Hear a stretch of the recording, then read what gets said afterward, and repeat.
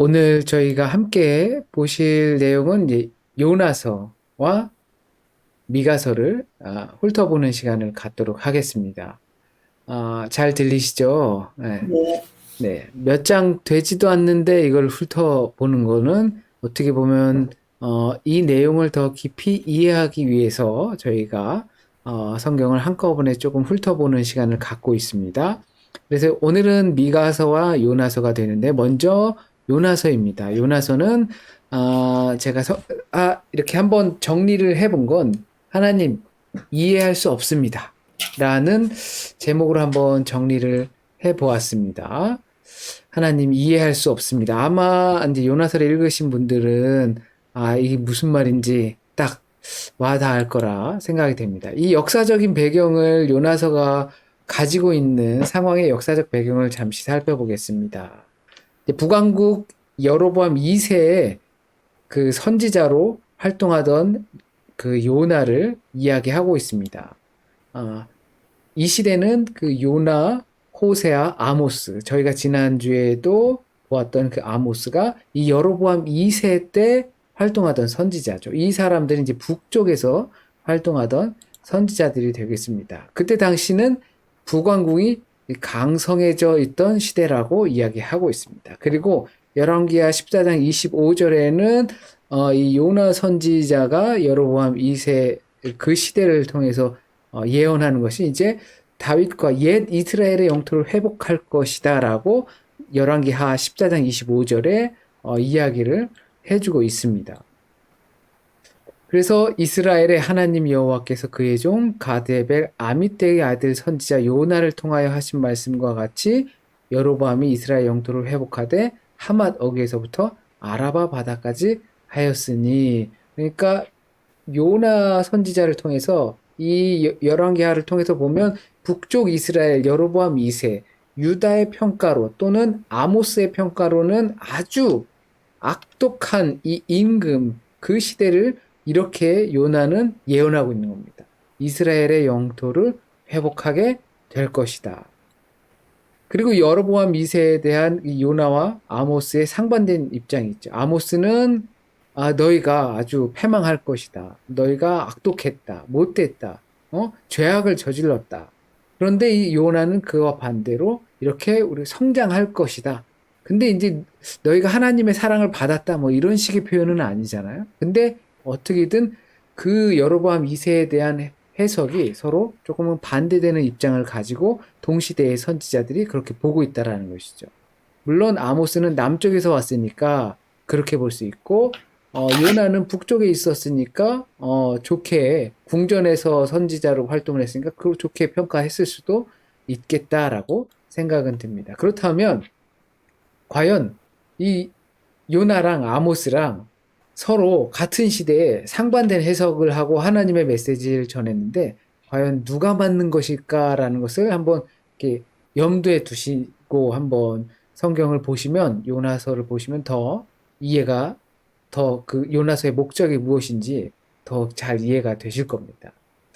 특징을 한번 살펴보면 과연 이게 실제로 있었던 일이냐 아니면 이렇게 풍자라는 장르를 이용한 것이냐 아니면 그냥 우화 교훈을 주기 위한 내용이냐 아니면 종교적 진리를 담고 있는 내용이냐라는 이야기들을 하고 있습니다. 이것이 신앙의 보수적인 신앙이라든지 아니면 비판적인 신앙을 갖고 있는 사람들에 따라서 이걸 실제로 받아들이던지 아니면 그렇지 못한 그냥 우리가 교훈으로 삼아야 될 부분을 취득하면 된다라고 하는 경향도 있습니다. 어떻게 보면 아주 첨예한, 왜냐하면 바닷속에서 빠져가지고 물고기 뱃속에 사람이 들어갔다는 것도 납득이 안 되고, 그리고 또 그 안에서 3일 동안 있었다라는 것도, 도대체 어디 있었길래 죽지도 않고 이렇게 3일 동안 물고기 뱃속에서 있었는지,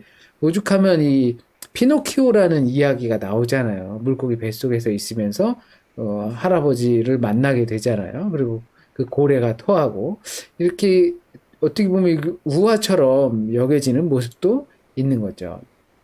그리고 이 요나서 안에는 인물들이 등장하죠. 요나가 등장해요. 그리고 요나가 만나는 사람들이 등장하죠. 요나가 등장하고, 그리고 선원들, 도망갈 때 탔던 그 뱃속의 선원들, 그리고 이 니누에로 결국엔 가서 니누의 사람들과, 그러니까 아수르 땅, 따지고 보면 나중에 이 이스라엘을 점령하고 파괴시키는 그 강력한 아수르 제국 땅에 가게 되는 거죠. 그 사람들을 만나게 됩니다. 거기서 서로 상반된 입장을 갖고 있어요. 선지자는 하나님을 피해서 도망가고, 오히려 그 선원들은 하나님께 기도하고, 또 이방인들도 하나님께 회개하고, 그 아수르의 왕들도 그렇게 하는 모습을 보여줍니다. 선지자가 도망을 갔죠. 선지자의 도피를 보고, 그리고 결국엔 돌아와서 성의 없는 메시지를 전달하는 모습을 이제 특징으로 볼 수가 있어요. 우리가 생각할 때 신앙적으로 참 이거는 어떻게 보면 요나는 뭐 거의 뭐 거짓 선지자처럼 이렇게 보이잖아요. 그리고 물고기 뱃속이라는 아주 독특한 장소가 이 안에서 등장한다라는 것이죠. 여태까지는 없었던 그런 그 아주 특징적인 장면이 나오니까 이거는 우화다, 풍자다라고 충분히 생각할 법도 한 것 같습니다. 그리고 이방 민족을 향한 메시지를 하나님께서 이방 민족을 긍휼히 여기셔서 메시지를 전하는 것입니다. 그동안의 다른 선지자 그 이야기 속에서는 이방 민족이 이제 심판의 대상이 됐던 거죠.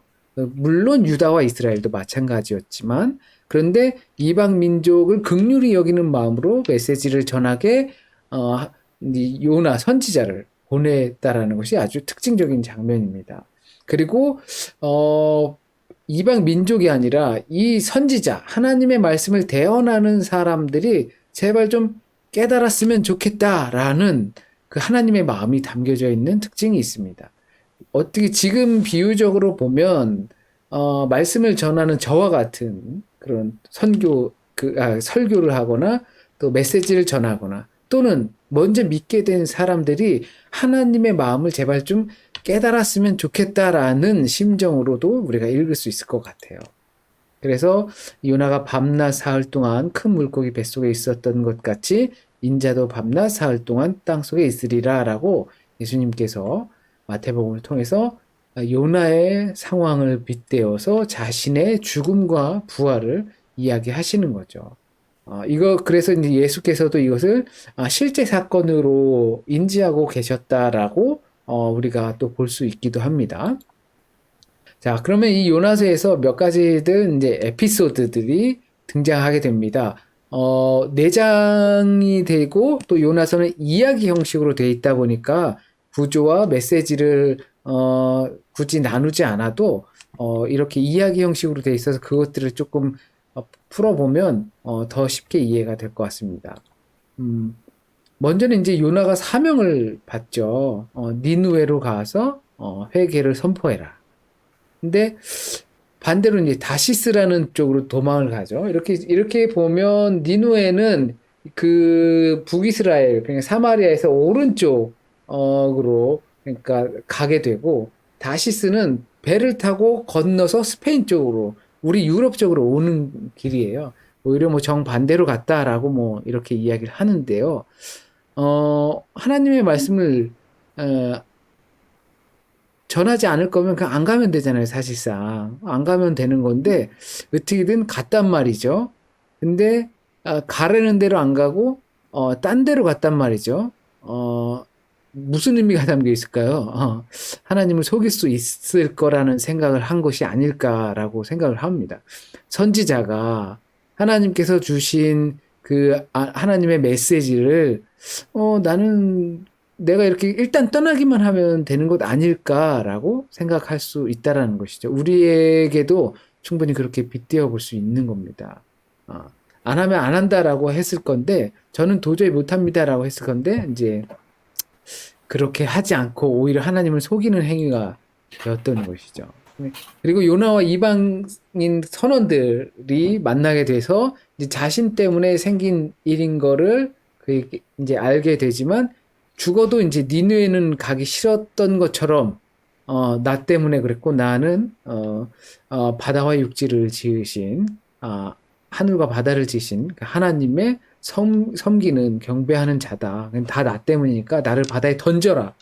라고 하게 되죠. 그러니까 적어도 나는 죽어도 나는 니누에로 못 갑니다. 어떻게 보면 그렇게 강경한 자세인 것 같아요. 나는 죽어도 아수르 땅에 저 이방 땅에 가서 그들을 회개하게 시키는데 도구로 사용되고 싶지 않습니다. 라는 마음인 거죠. 그래서 이제 어떻게 보면 죽음을 선택했던 것처럼 그렇게 강경하게 보입니다.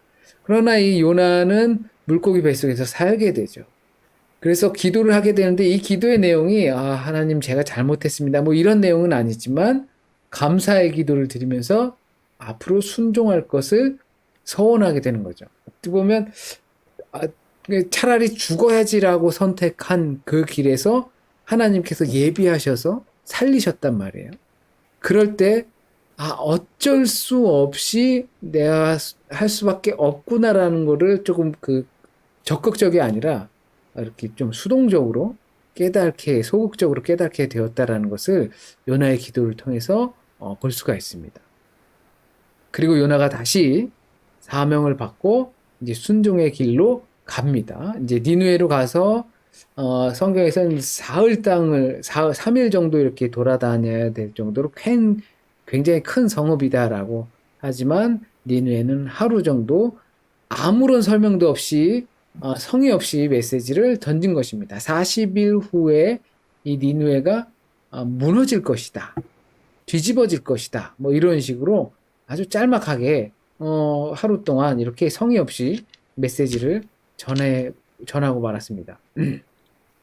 그래서 이 요나와 이방인의 니누의 백성들은 이 무너지리라 라는 말 속에서는 뒤집혀진다라는 의미가 함께 담겨져 있습니다. 그러니까 소돔과 고모라가 무너지듯이 이것 또한 무너진다. 이제 성이 무너질 것이다. 그 큰 성읍이 무너질 것이다. 라고 이해할 수도 있지만 또 다른 의미는 뒤집어진다 라는 의미가 있습니다. 그러니까 우리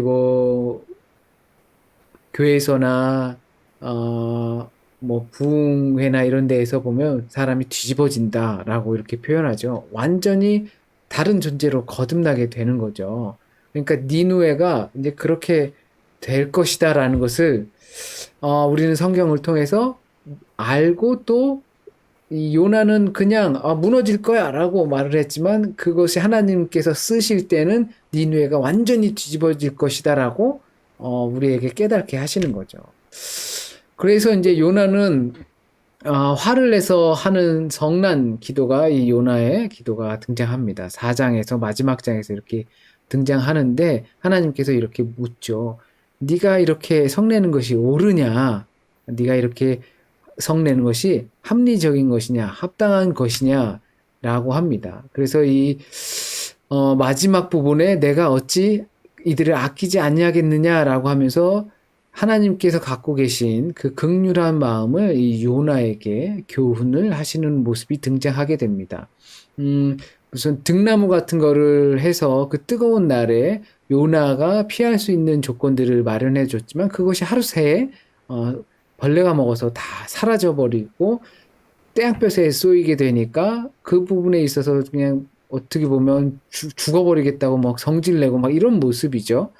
그런데 그거에 대해서 한날의 그 편안함도 사라지면 이렇게 성이 나는데 하나님께서 네가 말한 것처럼 바다와 하늘을 지으신 하나님인데 어찌 내가 이들에 대한 긍휼한 마음이 없겠느냐라고 하면서 어떻게 보면 이 니느웨를 향한 메시지이기보다는 이 요나를 향한 메시지인 거죠. 이제 그렇다면 우리가 다시 한 번만 생각해 보시면 요나는 이 여로보암 2세가 좋은 임금이다. 이제 잘 될 것이다. 또는 아모스는 반대로 악한 임금이다. 망할 것이다. 라고 했을 때 과연 누가 맞는 것인가라는 것을 또 한번 우리 떠올려 볼 수가 있을 겁니다.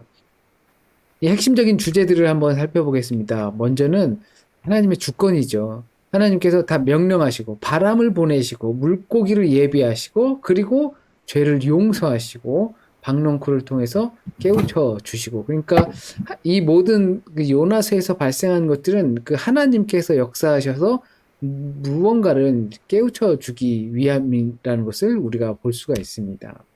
그리고 하나님의 사랑에 대해서 주제를 담고 있습니다. 바다와 육지를 지으신 하나님의 긍휼함과 성전의 확장을 이 안에서 볼 수가 있습니다. 그러니까 하나님의 사랑, 이 세상을 지으신 하나님인데 아수르는 만들지 않았겠는가라는 것입니다. 그러므로 인해서 성전의 확장이라는 것은 예루살렘 또는 베델 이것만이 성전이 아닌 거라 이제는 더 바깥으로 바다 가운데서 물고기 가운데서도 이방인들이 있는 그 이방 땅 가운데서도 내가 믿는 자가 있는 그곳은 성전이 될 수 있다는 확장이 이어지는 것이죠. 이와 같은 것들이 바울 사도를 통해서 너희가 거룩한 성전이라는 것을 잊지 말라라고 했던 것이죠. 하나님의 사랑을 통해서 이와 같이 거룩한 하나님의 임재가 확장되는 곳이죠. 교회에서만 하나님이 임재하는 것이 아니라 우리의 삶 가운데서 일상 가운데에서 내 생활 환경권 안에서 하나님의 사랑으로 인해 우리의 성전이 확장되어진다는 것입니다. 그리고 한편으로 이 요나와 같은 이 배타적인 믿음은 자기 중심성이라는 거예요. 요나의 입장에서 아수르는 받아들일 수 없는 사람들일 겁니다. 우리의 입장에선 어쩌면 일본, 저희는 좀 덜하지만 옛날에 그 고초를 겪으셨던 분들이라면 그 일본을 하나님께서 사랑하신다 라는 메시지가 과연 아름답게 하나님의 메시지로 받아들여질까 라는 거를 또 걱정하게 되는 부분이죠.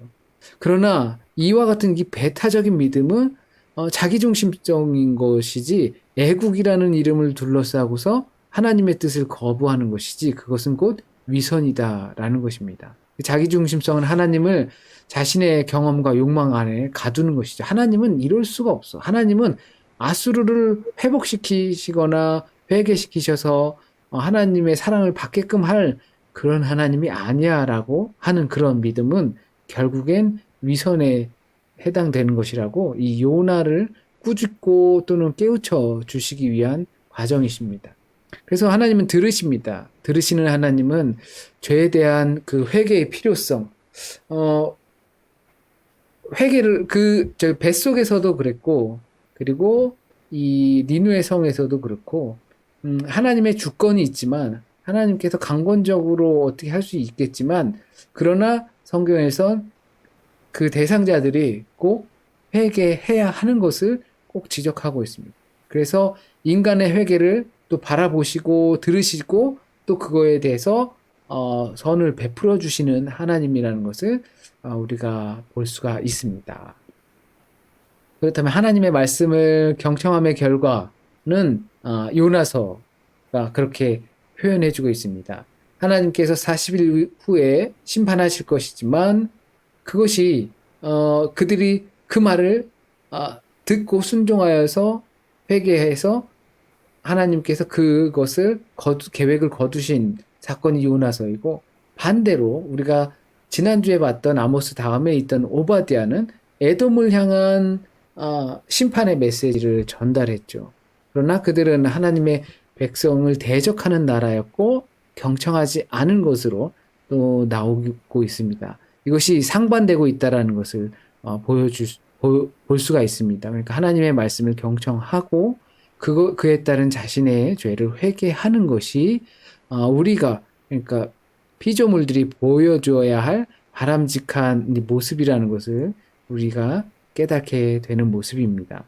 어떻게 보면 이 요나서에서 가장 많이 나오는 단어 중에 하나도 악에 대한 것입니다. 악한 것들에 대해서 벌하시는 하나님이 나오는데, 과연 이 요나서에서 등장하는 인물들 중에 누가 가장 악한가? 누가 가장 악한가?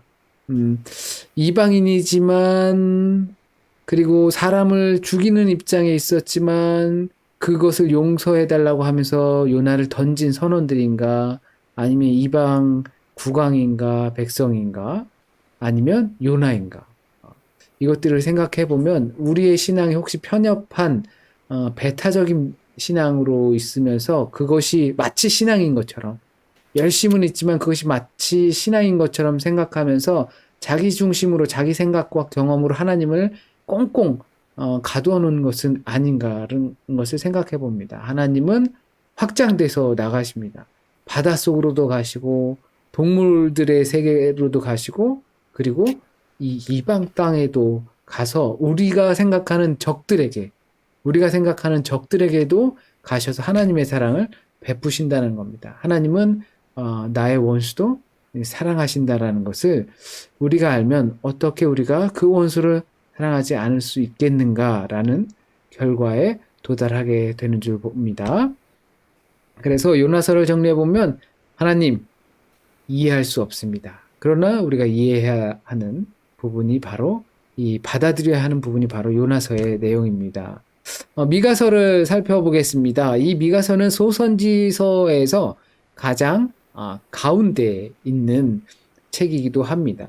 그래서 이 미가서는 정의를 행하며 인애를 사랑하며 겸손히 하나님과 함께 행하라 라는, 우리가 방금 전에 찬양도 같이 들으면서 부르시면서 보시면서 하셨죠. 이것이 바로 미가서 6장 6절에서 8절 말씀의 내용을 가지고 한 찬양이에요. 그래서 정의를 행하며, 우리 개혁개정 성경에는 인자를 사랑하며 라고 이렇게 나왔는데, 혹시라도 이 인자가 사람의 아들이라는 그 뭐 다니엘서에서 나오는 그러한 것으로 생각하시면 안 되고, 헤세드, 인애와 긍휼함과 사랑과 자비, 이것을 뜻하는 인자함을 뜻하는 거예요. 그래서 인애, 하나님의 사랑을 사랑하라는 뜻이 되겠습니다. 그러니까 정의와 공평, 우리가 아모스를 보면서 예배하는 자는 표현이 나타나게 돼 있다. 정의와 공의의 표현이 나타나게 돼 있다 말씀을 드렸잖아요. 그것처럼 정의를 행하고 예배를 잘 드리는 사람은 그렇다는 거고, 인애를 사랑하면 하나님의 사랑, 하나님께서 사랑하시는 것을 우리가 사랑해야 되는 거고, 그리고 겸손히 하나님과 함께 우리의 일들을 행하라라는 내용이 담겨져 있습니다. 이 역사적 배경을 잠시 살펴보면 요담, 아하스, 히스기야 시대 때라고 성경에서 이렇게 기록을 하고 있죠. 미가가 요 무렵에 활동을 했다라고 표현합니다. 이 시기는 이사야랑 동시대의 인물로 보여지고 있고, 이사야도 메시아를 선포하고 미가도 이제 메시아를 선포하는 그러한 내용이 담겨져 있습니다. 유다와 이스라엘에게 이 두 메시지를 동일하게 이제 선포하는 배경을 갖고 있고요. 그래서 이제 북쪽에는 아까 방금 전에도 나왔던 여로보암 2세가 지나갈 무렵이에요. 여로보암 2세가 이제 지나가고 이제 아수르에게 압박을 당하고 살마네셀에게 멸망하는 그러한 시기가 이제 다가오는 시기입니다. 왜냐하면 히스기야가 그 고비를 넘기고 나서 이제 그 전에 이제 히스기야는 이제 북쪽이 멸망하는 것을 보게 되고, 그리고 히스기야만 남게 되는 장면이 바로 요 시기이기 때문에 그렇습니다.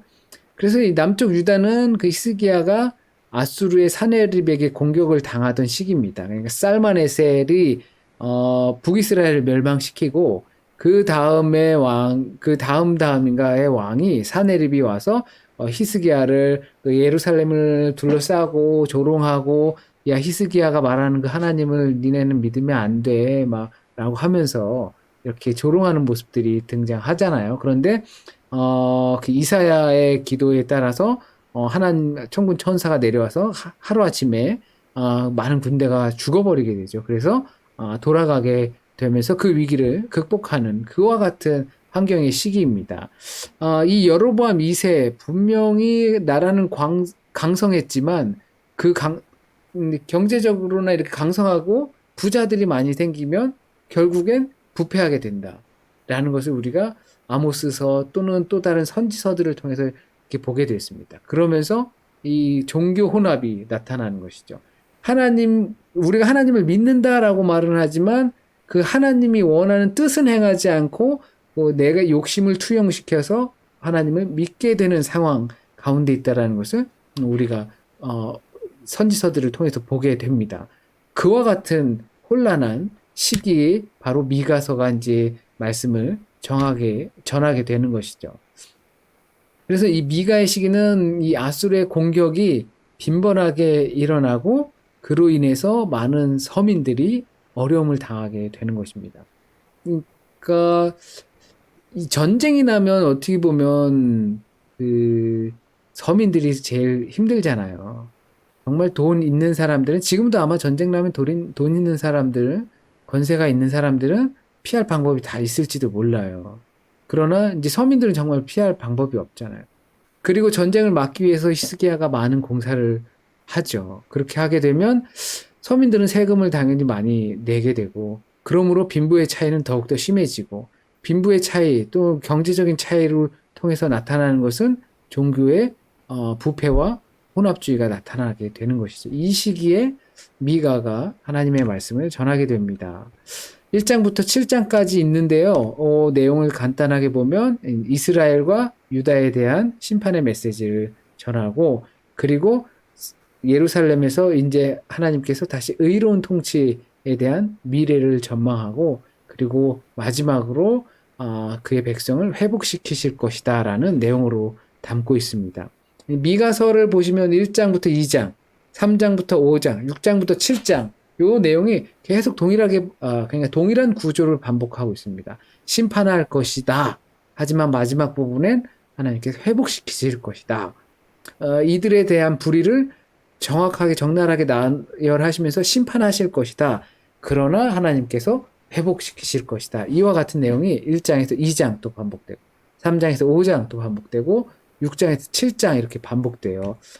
뭐 이렇게 왔다 갔다 하나라고 생각하실 수도 있겠지만 이게 되게 이제 그 선지서들 우리가 계속 읽어 오셨으니까 10장까지 있으면 차라리 1장부터 몇 장까지 다 잘못을 지적하시고 그 다음에 마지막에 회복의 메시지를 이렇게 주시면 좋겠네라고 우리는 생각할 수도 있지만 서론에서 심판과 회복의 내용, 본론에서 심판과 회복의 내용, 결론에서도 심판과 회복의 내용을 담고 있다는 것을 이제 이미 이제는 구조를 파악하고 계실 거라 생각이 됩니다. 자, 1장부터 2장에서 이제 이스라엘과 유다에 대한 심판을 하시는데요. 이제 사마리아, 이스라엘 쪽 땅이죠. 사마리아와 유다에 대한 하나님의 형벌을 이야기하십니다. 야곱의 허물과 유다의 산당에 대해서 이야기를 하시고, 그리고 자행하고 있는 학대, 그리고 학대하는 사람들에 대해서 이 권력자들의 탐욕으로 인해서 약자를 착취하고 하나님의 메시지를 거부하는 현상들을 요거를 더 자세하게는 이제 3장에서 또 어떠한 죄들을 저지르고 있는지를 나열을 하고 있습니다. 그러니까 학대하고 학대하는 자들에 대해서 심판하실 거라는 이야기죠. 그리고 거짓 선지자들은 예언을 하지 말아라. 거짓 선지자들은 입을 닫아라 라고 헛된 위로를 하지 말라라고 하고 있는 것이죠. 그러면서 또 회복을 선포하십니다. 2장 마지막 부분에. 그래서 야곱을 모으시겠다. 흩어진 야곱을 이제 모으시겠다라는 약속을 하시게 됩니다. 그리고 양들을 보호하는 우리 안에 모으고 승리의 왕에게 이끌어 가겠다. 그러니까 그 흩어진 내 양들을 그 한 우리 안으로 모으시고, 그리고 이 양들을 새 예루살렘과 승리의 왕, 우리는 이제 새 다윗이라고 말할 수가 있겠죠. 메시아로 인도하겠다라는 메시지를 담고 있습니다. 이제 3장에서 5장에서도 또 비슷한 맥락으로 이해되고 있습니다. 조금 더 적나라하게 이야기를 하고 있죠. 지도층의 부당한 토지 착취와 매매에 대해서 구체적으로 초점을 맞춰서 이야기를 하고 있습니다. 이 토지라는 거는 우리는 지금은 대한민국은 만약에 이렇게 뭐 부동산 국가다라고 할 정도로 땅에 대한 관심이 많고 그걸로 재테크도 많이 하고 하죠. 저희는 뭐 땅이 없다 보니까 어떻게 그렇게 생각 안 하실 수도 있지만 성경에서는 이 토지에 대한 것은 매우 중요하게 생각합니다. 하나님께서 이 여호수아를 통해서 들어가게 하시고 가나안 땅을 점령하게 하시고 그 다음에 토지를 다 나누어 주셨단 말이죠. 어, 그 가운데 누구에게나 그 토지를 주고 사용할 수 있게 하고 또 법을 세우시기를 신년법을 세우셔서 혹시라도 50년까지도 빚을 갚지 못하거나 토지를 제대로 관리하지 못해서 그래서 토지가 넘어갔을 경우에는 다시 되돌려주는 그 희년을 하나님께서 희년법을 세우셨습니다. 그럼에도 불구하고 이와 같은 토지를 부당하게 착취하고 매매하는 것, 이것은 아합 왕이죠. 이세벨과 아합 왕 시대에 아합이 나봇의 포도원을 갖고 싶어서 안달이 나가지고 병이 걸리고 이세벨이 계책을 세워서 땅을 뺏어 버리는 경우가 나타나죠. 이와 같은 것임을 강력하게 지적하는 것입니다. 이 토지를 착취하는 것은 그냥 전부를 뺏어간다라고 생각하시면 돼요. 그래서 또 이제 선지자들에 대해서도 이야기를 하죠. 이 받은 돈에 맞는 메시지를 전하는 선지자들입니다. 그러니까 이제 돈을 많이 주면 잘 전해주고 돈을 적게 주면 그냥 대충 전하고 뭐 이거 완전 저기 점집 가면 있는 거 아닐까 싶습니다. 복비를 많이 주면 좀 양심 있는 사람이라면 적어도 그런 사람들 복비를 아무리 많이 줘도 운세가 안 좋다라고 할 것 같아요. 그런데 이 사람들은 이제 그런 복수라는 사람들보다 못한 상황이 된 거죠. 돈을 많이 받으면 메시지를 잘 전하고, 그런 모습을 보인 부패성을 보여주고 있습니다. 그리고 제사장들은 또 이들을 중심으로 한 예배를 드리는 거예요. 뇌물을 위해서. 그래서 이것을 위해서 예배를 드리는 겁니다. 만약에, 무슨, 이렇게 어디 가서 예배를 드려주면, 돈을 받는다고 한번 생각을 해보시죠. 그러면 그 제사장이, 거기 안 가겠습니까? 그죠? 간단 말이죠. 어려운 상황이라면. 우리가 생각하면 정말, 매우 무속신앙적인 모습이잖아요. 출장비 받는 거예요. 그러한 상황 속에서 있다라는 것이 정말 심각한 상황에 있는 거죠. 이게 바로 그때 당시의 상황이라는 겁니다. 하지만 하나님께서는 이 예루살렘을 회복하실 것이다. 라고 이야기합니다. 저는 자들과 쫓겨난 자와 환난 당한 자들을 다 다시 모으시겠다. 이제 이것은 결국 이들이 공격을 당하고 멸망하고 쫓겨나가고 그러나 이 쩔뚝발이들 집 없는 자들 이들 환난 당한 자들 다시 하나님께서 모아서 포로 귀환에 관한 메시지를 선포하시는 것이죠. 심판하시지만 그들을 우리 하나님께서 모으실 것이다. 그래서 결국 이 약자들은 하나님의 통치 아래 있을 때 이제 강자가 된다라는 것입니다. 강자들은 하나님이 없어도 강자예요. 하나님이 없어야 어떻게 보면 강자일지도 몰라요. 어떻게 법이 없어야 사는 사람이 있는 것처럼 법 있으면 정말 싫어하는 것처럼. 그러나 이 약자들은 하나님 아래에 있을 때 하나님의 보호 때문에 강자와 같은 그 하나님의 권위를 물려받을 수 있다라는 것을 우리가 알 수가 있습니다. 그래서 이스라엘이 포로에서 돌아오고 그 메시아의 개입과 승리로 인하여서 하나님께서 회복시키실 것이다. 베들레헴 에브라다야 너는 유다 족속 중에 작을지라도 이스라엘을 다스릴 자가 내게로 나올 것이라. 5장 2절 말씀에서 예수께서 그 베들레헴 에브라다에서 태어나시는 그러한 것을 이 메시아가 오심을 그래서 그를 통해서 너희들이 내 앞에 오게 될 것이다. 그러니까 예수 그리스도를 통해서 하나님 앞에 오게 된다라는 것. 예수 그리스도의 죽음과 그리고 부활을 통해서 하나님을 경험하고 하나님을 만나게 될 것이다라는 것을 미리 이야기해주고 있는 장면이죠. 그러나 하나님은 분명 이제 악에 대한 심판은 있다라는 거죠. 악에 대해서는 분명히 심판하시고, 그러나 하나님은 긍휼하심이 한이 없기 때문에 그들을 회복하고자 하는 마음이 있으시다는 겁니다. 이제 마지막인데요. 이래서 이제 내가 무엇을 내게 행하였느냐라고 물으시면서 올바른 예배에 대해서 지적을 하고 계십니다. 사람아 주께서 선한 것이 무엇임을 내게 보이셨나니 여호와께서 내게 구하시는 것은 오직 정의를 행하며 인자를 사랑하며 겸손하게 내 하나님과 함께 행하는 것이 아니냐. 어떤 수많은 그러니까 아모스서와도 비슷하죠. 하나님께서 그 예배를 기뻐하지 않으신다. 어떤 수많은 재물을 갖다가 바치는 것보다 너희는 정의를 행하고 인애를 사랑하며 겸손하게 내 하나님과 함께 행하는 것이다. 라고 이것이 올바른 예배이다. 이것이 빛을 발하는 그리스도인이다. 라고 말씀을 해주고 계십니다. 더불어 부패한 백성에 대한 탄식을 하십니다.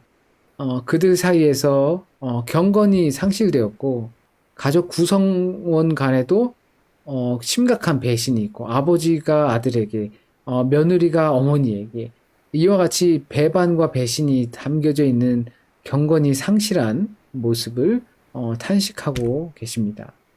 그리고 회중은 하나님의 은혜를 바라보고 하나님은 회복하실 것이라는 약속을 믿어야 하기를 권면하며 또 약속하시며 은혜를 베푸시는 모습도 있습니다. 그러나 회복하시는 이유는 그 안에서 하나님의 성품을 바라볼 수 있길 바라는 거죠. 하나님의 성품이 그 긍휼하심이 끝이 없는 겁니다.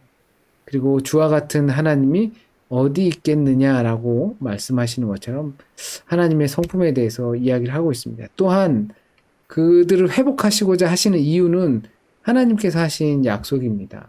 아브라함과 맺으신 그 하나님의 언약을 지키실 것으로 고백하고 있습니다. 또 지켜달라고 또 기도하고 있죠. 미가와 이사야 같은 동시대의 인물로서 또 비슷한 내용을 또 선포하는데 미가는 서민들의 입장에서 사역을 했다라고 볼 수가 있고 또 이사야는 왕궁에서 선지자로 있었기 때문에 히스기야나 그런 왕들에게 메시지를 전한 부분이 많고 그러나 그 메시지의 내용은 아수르가 침략할 것을 예언하는 부분 그리고 바벨론에게 멸망할 것을 예언하는 부분 또한 부정과 거짓을 떠나 오직 여호와를 사랑하라는 부분 그리고 메시아를 예언한 부분들이 미가서와 이사야서랑 공통되는 부분이 되겠죠. 미가서의 이제 핵심적인 주제를 보시면 사회 부조리와 부패 또는 형식적인 예배에 대한 하나님의 진노 그로 인해서 그 땅이 백성들이 황폐해지고 결국은 포로로 잡혀가고 그로 인하여 그 경제적인 심판 경제적인 부로 인하여서 나타난 것이기 때문에 그에 따른 심판이 나타나는 거죠. 그리고 뭐 종교적인 심판은 말도 할 것 없죠. 하나님께서 아브라함과 언약을 기억하시고 그 인애를 베푸실 것이다라는 것이 이 미가서에서 전해지고 있는 내용입니다. 하나님은 언약을 기뻐하셔서 우리를 다시 불쌍히 여기시고 우리의 죄악을 발로 밟으시고 우리의 모든 죄를 깊은 바다에 던지시리라라는 내용으로 한편의 이 미가서를 요약할 수 있지 않을까 생각해 봅니다. 하나님은 자신이 하신 약속을 당연히 기쁘게 받으시고 또한 물론 죄 가운데 있는 백성들 자녀들이지만 그들을 불쌍히 여기시고 또 심판하시며 회개할 것을 촉구하시고 그리고 또 그로 인하여 약속 때문에 언약을 지키셔서 우리의 모든 죄를 도말하신다. 결국은 예수 그리스도 메시아를 통해서 우리의 모든 죄를 도말하시길 원하신다라는 것을 이 미가서를 통해서 우리가 들여다 볼 수 있습니다. 미가 정의를 행하며 인애를 사랑하며 겸손히 하나님과 함께 행하라라는 내용이 담겨져 있는 작은 소선지서에 속하는 책입니다. 우리가 이 요나서를 읽고 또 미가서를 읽고 잠시 훑어보면서 요나를 보면서 정말 악한 자가 선지자 가운데도 있을 수 있구나라는 것을 통해서 보면서 우리가 정말 하나님의 무엇을 이해해야 할지 그리고 미가서를 통해서 보면서 우리의 예배는 과연 어떠한 모습인지, 한 시간의 예배를 드리는 것으로 만족하는 예배는 아닌지, 또는 저의 입장에서는 어, 돈 받고 장사하는 그런 하늘과 땅 사이에서 춤추는 그런 무당과 같은 역할을 하고 있는 것은 아닌지 그런 것을 다시 한번 돌이켜보게 한 부분이 되었습니다. 좋은 은혜가 되셨을 줄 믿고 또한 또 깊은 깨달음이 또 있으셨을 거라 믿습니다. 잠시 이제 어, 저희 마이크도 같이 키시고 해서 같이 대화를 나누는 시간 갖도록 하겠습니다.